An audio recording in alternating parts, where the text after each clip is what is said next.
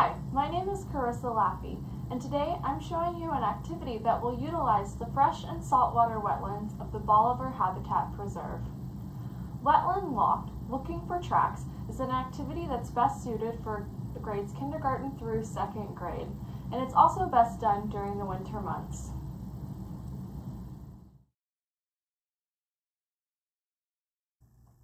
For Beach Walk, you will need a camera and shoes that you don't mind getting wet or muddy.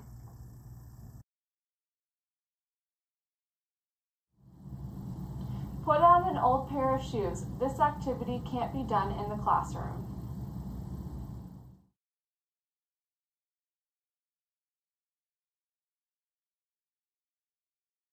In the early part of the winter, the wetland area of the habitat may have a lower level of water and the mud will be exposed.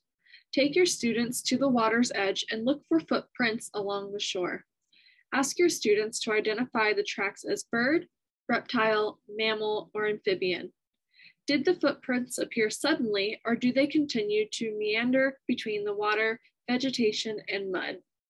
Why would the tracks do this? Bird tracks would appear and disappear suddenly. Mammal tracks would come out of the vegetation and may or may not enter the water, and reptiles and amphibians may come out of the water onto the shore. If you are quiet on your approach, you may witness the animal making the tracks. If you find good tracks, take a photograph.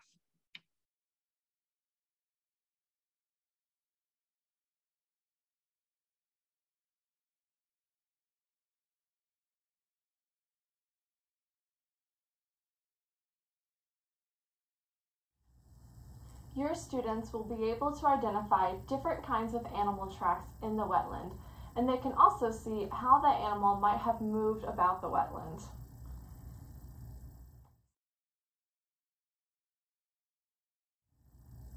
Some of your students might find it challenging to walk quietly through the wetland. You can encourage your students by telling them that they will see more animals if they can walk slower and quieter.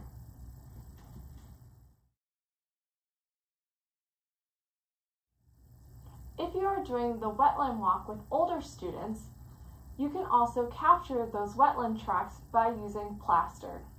If you're interested in doing this, visit the Wetland Walk Casting Tracks video that's suitable for ages 3rd through 5th grade.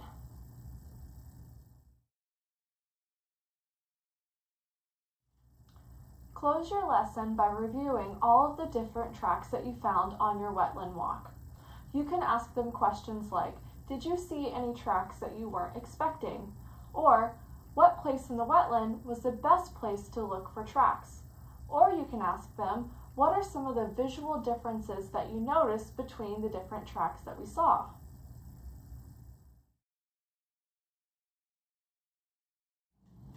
One follow-up activity that you can do with your students is have them make their own tracks on paper. First, start by dividing the piece of paper into 3 sections. Then you are going to color each section a different color. The first one will be blue, and that section will represent water.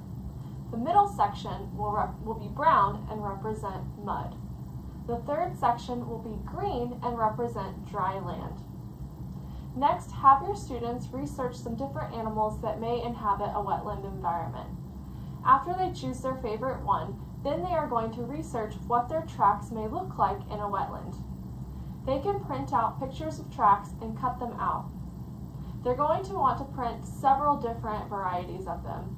After they cut them out, then they can paste them onto their paper and make up their own tracks and where they think that animal would travel in the wetland. For example, if they chose a bird, they can paste their tracks in the water, going from the water to the mud on the seashore and then going back to the water. They also need to keep in mind that some animals may walk on 2 legs, like a bird, or others may walk on 4 legs, like a nutria. So they need to keep that in mind when they're pasting their tracks on the paper. Ask your students why they chose to put the tracks where they did.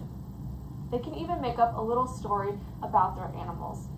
Also, your students need to keep in mind that some animals may always travel on land, while others, like the bird, their tracks may start and stop abruptly because the bird would fly away.